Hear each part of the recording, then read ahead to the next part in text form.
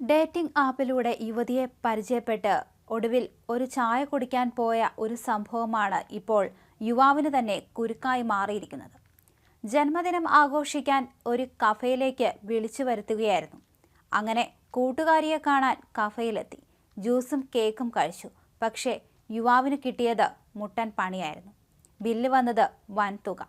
സംഭവം ഇങ്ങനെയാണ്. ഡേറ്റിംഗ് ആപ്പായ ടിൻഡറിലൂടെയാണ് യുവാവ് വർഷ എന്ന യുവതിയെ പരിചയപ്പെടുന്നത്. പിന്നീട് ഇവർ നേരിട്ട് കാണാനും സംസാരിക്കാനും തീരുമാനിക്കുകയായിരുന്നു. അങ്ങനെ യുവതിയുടെ ജന്മദിനത്തിന് എത്താമെന്ന് തീരുമാനിച്ച് ഒരു കഫേയിലെത്തി.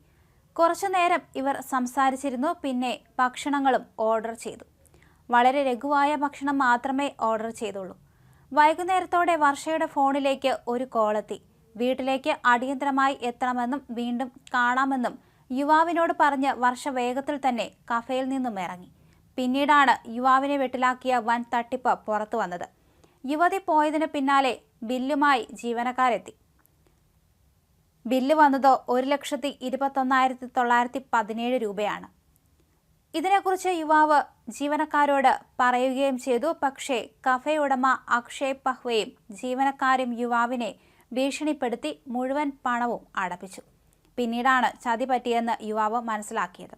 കാരണം വർഷയുടെ കൂട്ടുകാരായിരുന്നു ഈ ഹോട്ടൽ നടത്തിപ്പുകാരും. അങ്ങനെയാണ് യുവാവ് പരാതി നൽകിയത്. പിന്നീട് ഇവരെ ചോദ്യം ചെയ്തതിലൂടെയാണ് കൂടുതൽ വിവരങ്ങൾ പുറത്തു വന്നത്. യുവാവിനെ കുടുക്കി പെൺകുട്ടി തന്ത്രപരമായി തന്നെ ഹോട്ടലിൽ എത്തിക്കുകയായിരുന്നു മറ്റ് ജീവനക്കാരുടെ അറിവോടെ. അങ്ങനെയാണ് പണം തട്ടിയെടുത്തത്.